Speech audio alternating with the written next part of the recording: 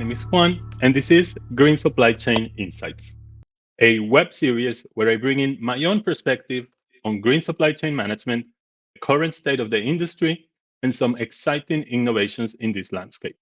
Today, perfect timing to talk about COP29. It's the next iteration of the annual Conference of the Parties, COP of the United Nations Framework Convention on Climate Change, UNFCCC. I had the privilege of being on site last year in Dubai, where SABIC, one of the world's largest chemical manufacturers and a strong Finwood supporter, invited me to take part in a panel discussing our joint work for decarbonization of the chemical industry. Last year also marked a historic agreement as world leaders signed a commitment to move away from fossil fuels. This year's conference will be in Baku, Azerbaijan. There's been quite a bit of controversy about having basically traditional oil and gas states at the presidency of a climate change convention. Now, while I understand some of the complexities that brings, I think that with climate change being a global issue, we need to make sure that we bring everyone to the table. In my view, this is a way to get these nations on the spotlight and get them more deeply committed with this issue. Next year, for COP30, we're going to be moving all the way across the ocean to Belém, Brazil, a city located at the gateway of the Amazon rainforest. So definitely also a very relevant location. But back to Baku and COP29. There are three main themes that will be at the heart of this year's COP. One is the upcoming update of the nationally determined contributions. In the beginning of 2025, countries will have to update once more their targets to reduce emissions, this time by 2035. As per the Paris Agreement, this is done every 5 years with a 10-year target. The second theme is Article 6 of the Paris Agreement. Article 6 governs the use of carbon offsets and emissions tradings. That will also be a core issue. I've been talking a lot about this topic. In episode 4, we discussed carbon markets and the challenges on the quality of the credits and their effectiveness for climate action. And in COP28 last year, nations already tried and failed to update the rulebook on Article 6. So hopefully this year we'll have a better outcome. And the third theme is the focus on a just transition. How to incorporate social commitments, worker protection, and skill development so that the transition does not isolate or leaves behind groups of people, especially those in the developing world. There's also a non-official fourth theme, one that is not openly in the agenda, but that had a big impact last year. And it's one that centers around the growing involvement of the private sector at COP. Today, my objective is to briefly provide insights into each of these themes. And in the aftermath of COP29, we're going to follow up with specific pieces of content focused on deep diving in each theme and their respective outcome. But let's start with NDCs. As I said, nationally determined contributions, or NDCs, are the targets set by governments to reduce their emissions so that we can avoid, or rather limit, the rise of average global temperatures. Remember, the scientific community largely agrees that the world's average temperature should not exceed that of pre-industrial times by more than 1.5 degrees Celsius. So NDCs are the targets set by each country to get closer and closer to that global limit. There are two main problems with NDCs. One, very simple, is that they are not ambitious enough. The last set of NDCs in 2020 mark a cap on rising temperatures of 2.4 degrees Celsius. So the targets we're setting are simply not enough. But the second, and perhaps even more concerning problem, is that we're not even meeting those targets. So current policies are already failing to progress or to meet the progress of the NDCs that were announced in 2020.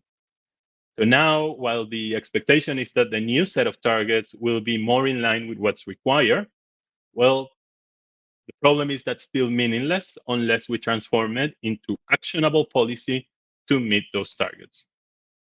Targets, as I often say, are useless unless there is accountability and transparency on how we are progressing towards them. We need more evidence-backed data to support our claims, and we need harsher consequences to penalize inaction. Now, on to our second theme, which is Article 6 and carbon markets. I won't go too much into detail on this. As I said, we discussed it in episode 4. So if you haven't seen that, I suggest you go out and check that out. But the bottom line here is there is a dire need for more transparency in the voluntary carbon market, and businesses need to be less reliant on low quality and obscure credits. Offsetting is a great tool for decarbonization, but it needs to be complementary. It can't be your primary track, and it needs to be auditable, and it needs to be transparent. And then the third theme is that of the just transition. The concept of a just transition gained quite a bit of momentum at last year's COP, with a growing recognition of the importance of social contracts among countries to ensure a fair fight against climate change. And while at the core of the just transition is the social impact of climate action, in my view, this comes with an economic subtext.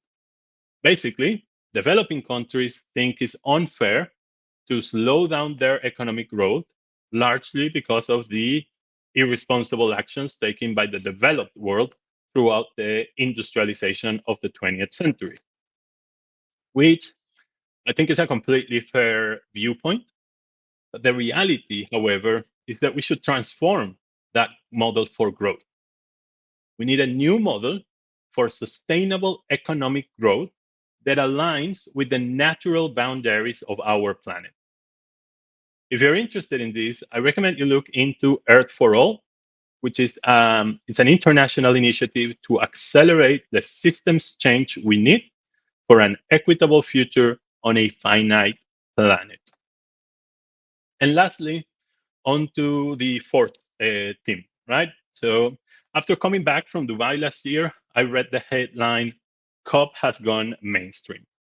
And I found that ironic because the article then went on to discuss why it was a bad thing that companies were getting involved in COP.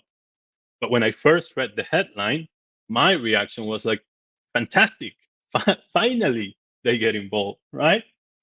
And look, I get the issues with having private involvement in public policy. It's something that historically, in part, has been about how businesses can influence policy for their own economic benefit. So I get the concerns here as well, but we also need to look at it from the other side. Part of our challenge on meeting NDCs and the NDC targets is that the private and public sector are not working closely enough to accelerate those decarbonization efforts. So we need private companies to get involved. We need them to put some skin in the game, and we need them to own and drive the energy transition, if possible, with targets that go even beyond of what the regulator requires of them. Now, we also need to make them accountable. What we cannot afford is this race to net zero to simply become a marketing campaign. There, we fully agree. But the best way to avoid that is to let them voice their initiatives. The more they speak about sustainability, the better.